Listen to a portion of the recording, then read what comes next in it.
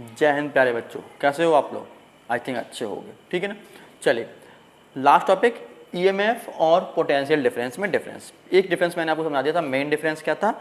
Main difference आपने पढ़ लिया था इसका, मैक्सिमम पोटेंशियल डिफरेंस। पीडी मतलब पोटेंशियल डिफरेंस, पेन ड्राइव नहीं जिसमें तुम अच्छी अच्छी चीज़ें रखते हो, नहीं। क्या है? Maximum potential difference. और ये क्या था पहला difference? Only potential difference, PD नहीं, potential difference, maximum potential difference और ये ओनली पोटेंशियल डिफरेंस। उसी में मैंने आपको बताया था ये कब कर रहा होगा? When circuit CIRCUIT circuit is open. Circuit open है यानी कि तुम्हारा नाड़ा खुला हुआ है, ठीक है ना। इसमें क्या है? When circuit is closed. जब कैसा हो? सर्किट क्लोज हो यानी कि सब कुछ बंद है, तब क्या कहाँ क्या होगा? Potential difference. नेक्स्ट देखो बेटा, थर्ड पॉइंट। नेक्स्ट पॉइंट क्या बेटा? इसका क्या है? ये सोर्स है, ये क्या दे रहा है? Source of electron, source of electron to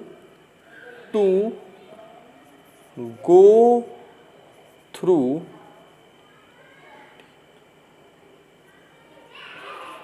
the circuit।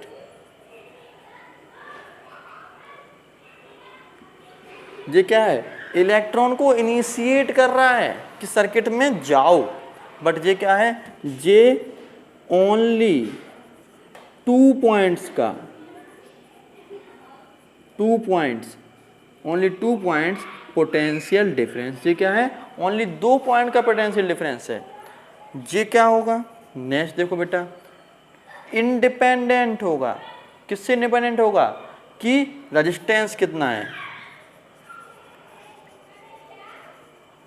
Independent on resistance, क्योंकि सर्किट ओपन है तब काम कर रहा है, तो रेजिस्टेंस से क्या होगा? Independent on resistance. बट ये आपका रेजिस्टेंस इफेक्ट करेगा, depends on resistance in circuit. Circuit में रेजिस्टेंस पर डिपेंड कर रहा है, डिपेंड्स इन सर्किट। नेक्स्ट देखो लास्ट, ठीक है ना, लास्ट कर लेते हैं। लास्ट बेटा, ये कहाँ काम करेगा? ये सेल पे काम करेगा, cell oblique battery.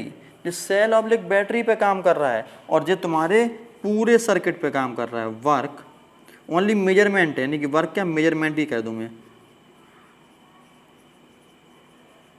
Measurement at any 2 points. क्या है? ओनली 2 पॉइंट्स का मेजरमेंट है। अब समझ में आ गया आपको डिफरेंस उसमें। पोटेंशियल डिफरेंस कौन सा? मैक्सिमम, जब सर्किट ओपन हो। सोर्स क्या है? इलेक्ट्रॉन को धक्का मारा, source of electron to go through the circuit. Electron को सोर्स दे रहा है सर्किट जाने के लिए। इंडिपेंडेंट रेजिस्टेंस, रेजिस्टेंस पे कोई डिपेंडेंट नहीं क्योंकि सर्किट ओपन है। और सेल और बैटरी में काम करता है। पोटेंशियल डिफरेंस भैया केवल 2 पॉइंट का पोटेंशियल डिफरेंस है। कब काम करेगा? सब सर्किट क्लोज होगा, 2 पॉइंट पर काम करेगा। डिपेंड्स करेगा रेजिस्टेंस पर, रेजिस्टेंस बढ़ाओगे तो डिपेंड करेगा, घटाओगे तो डिपेंड करेगा। और मेजरमेंट ऑफ यानी 2 पॉइंट की कुल ओनली मेजरमेंट है। तो और ये क्या है? मोटिव फोर्स, कोई फोर्स नहीं है। नो, मैं दूसरे पेन से लिख देता हूँ यहाँ पर, कोई फोर्स नहीं है। मैं पहले वाली वीडियो में जा चुका हूँ।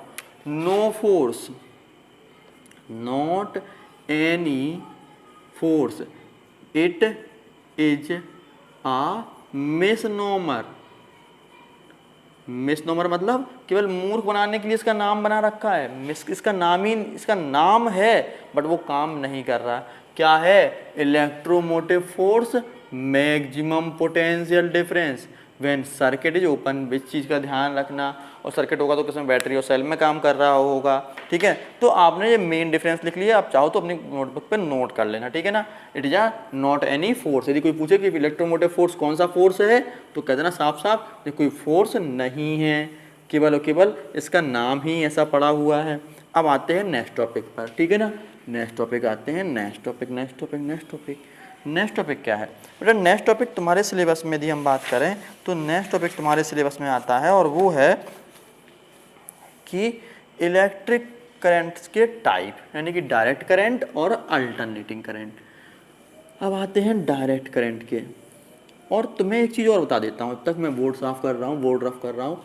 इलेक्ट्रिक करंट जैसे ही आप जानते हो कि electric current is a scalar quantity, but current density कैसी क्वांटिटी है? Vector quantity. ध्यान रखना, करंट डेंसिटी कभी बाढ़ आ जाए तो वो कैसी क्वांटिटी है?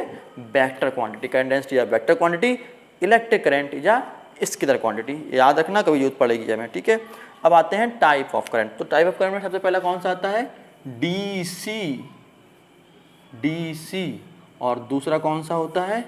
एसी, एसी मतलब एयर कंडीशन नहीं, एसी मीन्स अल्टरनेटिंग करंट, जिसमें current to and fro to and fro to and fro चल रहा है। यानी कि मतलब क्या है? करंट गया लौटा, गया लौटा, यानी कि गया लौटा, गया लौटा, गया लौटा, इस तरह जा रहा है लौट के आ रहा है, जा रहा है लौट के आ रहा है। इंडिया में 1 सेकंड में इसकी फ्रीक्वेंसी 50 होती है, याद रखना। और अमेरिका में, यूएसए में 60 होती है। बात समझ में आ गई ना? तो इंडिया में करंट की फ्रीक्वेंसी 50 हर्ट्ज और अमेरिका में 60 हर्ट्ज, यानी कि 1 सेकंड में इंडिया में एक इलेक्ट्रॉन अपने टू एंड फ्रो मोशन की बात करें तो 50 टाइम्स करता है, जबकि अमेरिका में 60 टाइम करता है। इंडिया में करंट जो आप देख रहे हैं उसको आप कौन सा बोल रहे हो? हमारे घरों में कौन सा करंट आता है? Alternating current. जबकि बैटरी में, इन्वर्टर में कौन सा करंट मिल रहा है? डायरेक्ट करंट मिल रहा है। अब आते हैं इनमें अंतर क्या होता है। डीसी मतलब direct current, AC means alternating current. Direct current में current in a specific direction में चलता जाता है, टाइम के साथ में, टाइम के साथ में चलता जाता है, यानी कि करंट आया और चला गया, ठीक है ना। डायरेक्ट में करंट में current in a specific direction चलता जाएगा, चलता जाएगा, चलता जाएगा। इलेक्ट्रॉन करंट नहीं, इलेक्ट्रॉन चले जाएंगे। कौन चले जाएगा? इलेक्ट्रॉन चलते जाते हैं, चलते जाते हैं, उन्हें लौट के आने से मतलब नहीं, जाते हैं, जाते हैं, जाते हैं। जबकि अल्टरनेटिंग करंट में, एसी में करंट हमेशा साइन वेव बनाता है। साइन वेव सुनिए ना आपने, साइन 0 की वैल्यू 0, साइन 90 1, साइन 180 कितना हुआ? देखो मैं बना के दिखा देता हूँ, ऐसी क्या बात है। यदि मैं साइन वेव की बात करूँ तो साइन की वैल्यू 0 से 90 तक बढ़ती है और जी कितनी होती है? 1। फिर 90 से कंटिन्यू 180 पे जाने पर फिर 0 हो जाती है। किस क्वाड्रेंट में लाई कर जाती है? सेकंड क्वाड्रेंट में। आधा करो, यही तो होता है ना। तो जब 0 से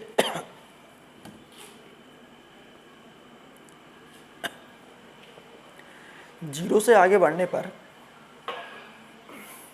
कुछ चला गया।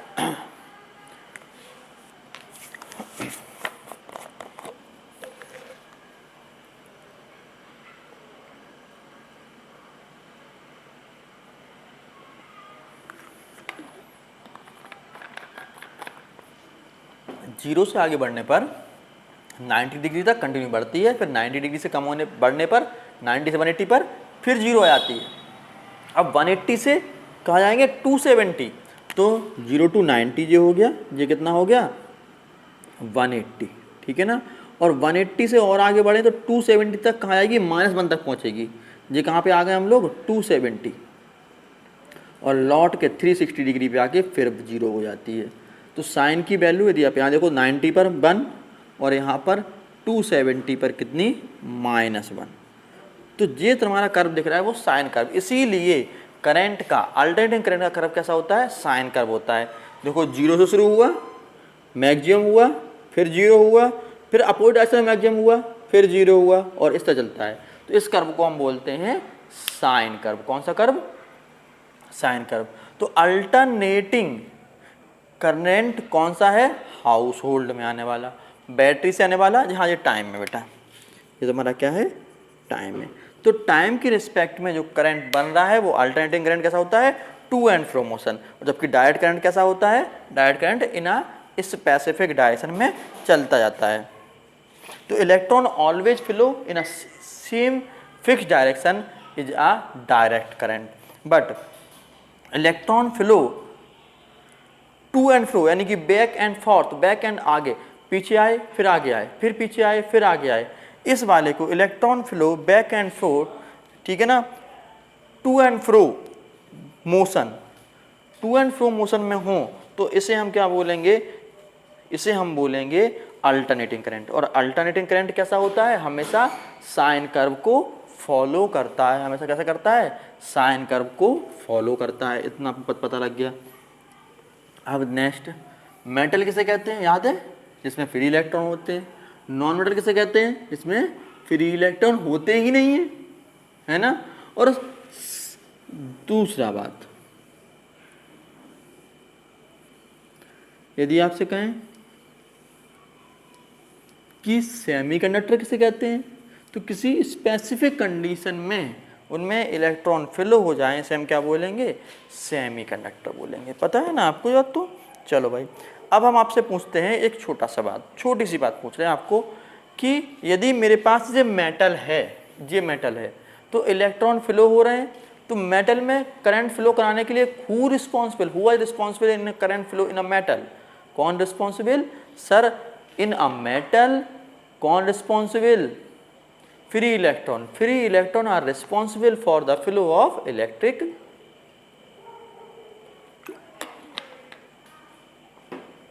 करंट। यानी कि यदि हम बात करें आपसे कि मेटल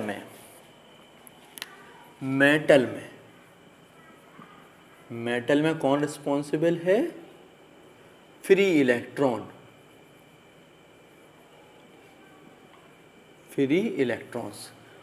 रिस्पॉन्सिबल है किसके लिए, free electrons are responsible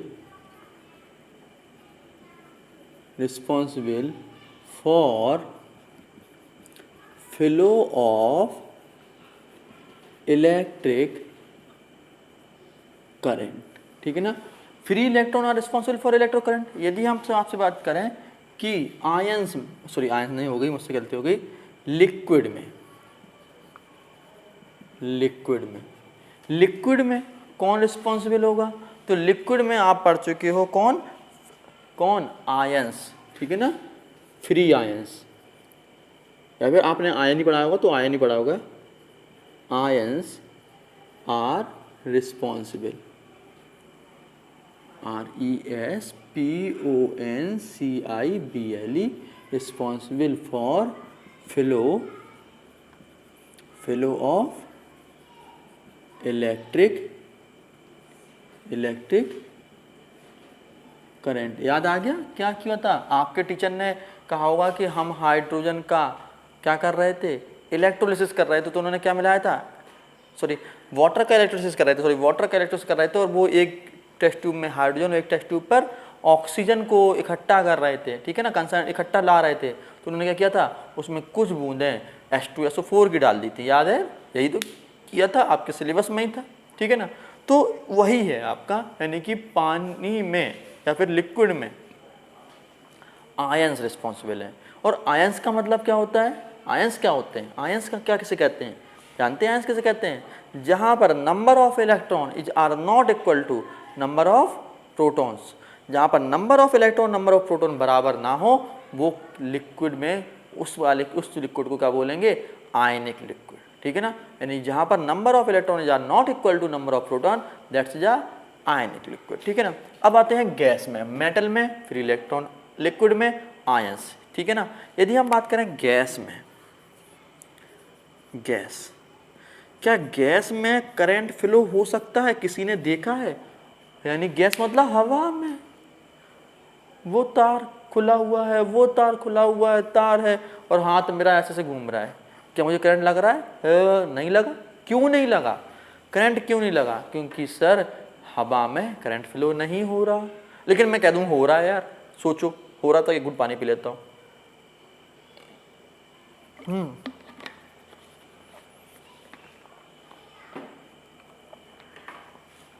gas में करंट फ्लो हो रहा है। अब मैं आप कह दूं, आप कह रहे नहीं हो रहा, और मैं एग्जांपल दे दूं, किसी ने थंडर इफेक्ट देखा, थंडर गिरता है, क्या हुआ है थंडर में? थंडर लाइटिंग दिखी कि गिरती हुई? क्या होता है? आपने देखा ताजमहल देखा होगा, आपने कहीं पर भी कोई चीज़ देखी होगी, वहाँ पर एक कंडक्टर, एक वायर लगा है जो अर्थ पर ग्राउंडेड हो रहा है। क्यों लगाया? क्योंकि थंडर इफेक्ट गिरेगा तो वो क्या करेगा, वो सीधा सीधा ग्राउंडिंग हो जाएगा। यानी कि हवा में भी तो लाइट में भी करंट फ्लो हो गया यार, यानी कि गैस में भी करंट फ्लो हो गया, ठीक है ना। तो गैस में करंट फ्लो कराने के लिए कौन रिस्पॉन्सिबल? गैस में भी पॉजिटिव आयंस, कौन आयंस बेटा? पॉजिटिव आयंस, गैस में भी positive ions and free electron carry current, ठीक है ना। मैं लिख देता हूं इसमें, गैस में भी कैसे? Positive ions and free electron carry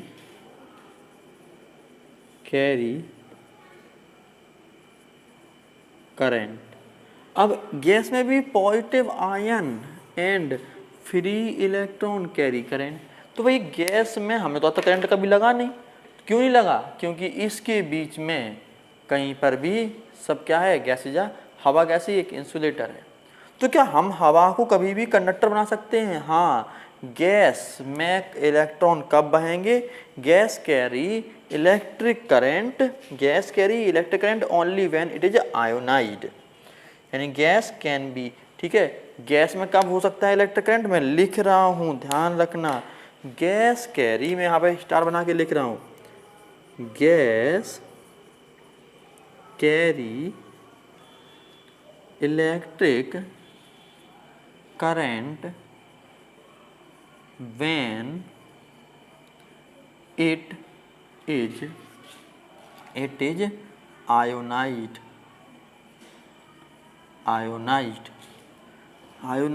gas carry electric current, gas में इलेक्ट्रिक करंट फ्लो हो सकता है, कैरी हो सकता है, कब? जब when it is ionized, जब गैस कैसी हो? आयोनाइज्ड हो। अब क्वेश्चन आता है सर आप गैस को आयोनाइज कैसे कर सकते हैं, क्या कोई तरीका है? तो मैं फिर स्टार बना के लिख रहा हूं, gas can be ionized by, gas can be ionized by कौन सी? एक्सटर्नल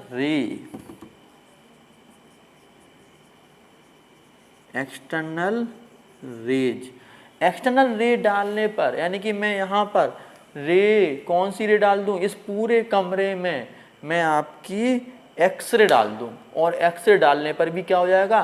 करंट पूरे कमरे में फैल जाएगा। बात समझ में आ गई ना। तो gas can be ionized bye external रे। एक चीज और भी जो अब क्वेश्चन आता है कि सर बादलों के और अर्थ के बीच में एक्सटर्नल रे कौन डालता है, कैसे गैस फ्लो हो जाती है? तो अब देखो बेटा, दूसरा पॉइंट देखना, gas can be ionized bye external रे, बट एक चीज और भी, ह्यूज इलेक्ट्रिक फील्ड, ठीक है ना, एंड हाई टेम्परेचर, मैं लिख रहा हूं very big electric field, very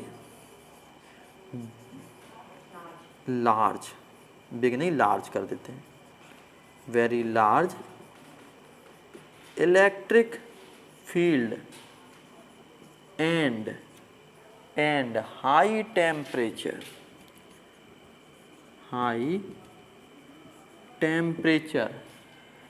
very large electric field and high temperature can ionized gas, यानी गैस को आयोनाइज कब कर सकते हैं? इलेक्ट्रिक फील्ड पर। यानी क्या हुआ? जब फ्रिक्शन हुआ होगा बादलों में बहुत तेज, जब फ्रिक्शन हुआ तो वहाँ पर चार्ज इकट्ठा हो गया। अर्थ हमेशा आपकी क्या होती है, एक आपका एक अर्थ को कितना भी चार्ज दे दो या कितना चार्ज दे लो, बात है कि नहीं, तो वहाँ पर चार्ज इकट्ठा बहुत सारा पॉजिटिव चार्ज, और अर्थ के यहाँ पर कौन सा आ गया? Negative charge. अब इस पॉजिटिव नेगेटिव की जो कैसी बन गई electric field? Sir electric field बन गई, और वो इलेक्ट्रिक फील्ड कैसी हुई? Sir huge electric field, very large electric field. और उस इलेक्ट्रिक फील्ड की वजह से क्या हुआ? जो चार्ज है, जो बादलों में ह्यूज फ्रिक्शन से चार्ज बना था, वो कैसे कर गया? फ्लो कर गया, कहाँ की तरफ? अर्थ की तरफ। बात समझ में आ गई ना। तो आयोनाइज्ड गैस हो सकती है गैस में positive ion and free electron carry क्या current. Gas carry electric current when it is ionised. जब गैस में आयोनाइज्ड हो तब उसमें इलेक्ट्रिक करंट फ्लो हो सकता है। अब आते हैं गैस को आयोनाइड कैसे कर सकते हैं, तो gas can be ionised by external ray और very large electric field and high temperature can also ionised gas. ये बात मैंने आपको स्पेशल बताई है, आपको किसी बुक में नहीं मिलेगी, कोई टीचर नहीं बताएगा। चीज़ आपको याद इसीलिए रखना है कि ये दोनों चीज़ें पता है, फ्री इलेक्ट्रॉन पता है सबको, आयन पता है। क्या गैस में भी करंट फ्लो हो सकता है, थंडर इफेक्ट इसका बेस्ट एग्जांपल है, ठीक है ना। चलिए भाई अब आते हैं नेक्स्ट पर। नेक्स्ट आपका टॉपिक है ओम्स लॉ। ओम्स लॉ आपको खुद प्रिपेयर करना है। ओम्स लॉ कौन सा है भैया, ओम्स लॉ वही है जो अपने 10th में पढ़ा था। व्हेन इन आ क्या है, when sorry Ohm's law. Ohm's law आपका था बेटा जब किसी भी वायर का, ठीक है ना, जब किसी भी वायर की एक्सटर्नल कंडीशन रिमेन अनचेंज, यानी कि प्रेशर, टेम्परेचर, लेंथ वगैरह कुछ चेंज नहीं करेंगे, तो उसके किसी 2 पॉइंट का, इसी किसी वायर के 2 पॉइंट का पोटेंशियल डिफरेंस उनमें बहने वाले करंट के डायरेक्टली प्रोपोर्शनल होता है। यही कहा था ओम्स ने कि यानी कि एक वायर है उसकी physical condition are remain unchange. एक वायर की फिजिकल कंडीशन चेंज कभी नहीं करनी। यदि हम किसी वायर की फिजिकल कंडीशन चेंज नहीं कर रहे हैं तो उसके 2 टर्मिनल, कोई दो जो तो मर्जी हो, किसी 2 टर्मिनल के बीच का क्या पोटेंशियल डिफरेंस, इन 2 अंगूठे यानी कि हमने कनेक्ट कर दिया, यहाँ का पोटेंशियल डिफरेंस 2 टर्मिनल, इन 2 टर्मिनल के बीच का potential difference directly proportional to current flowing, जिसमें करंट फ्लो हो रहा है उसके डायरेक्टली प्रोपोर्शनल होता है। ये आपने पढ़ा था ओम्स लॉ। इस बार हमें ओम्स लॉ तो पढ़ना ही पढ़ना है, इसको डिटेल में पढ़ना है।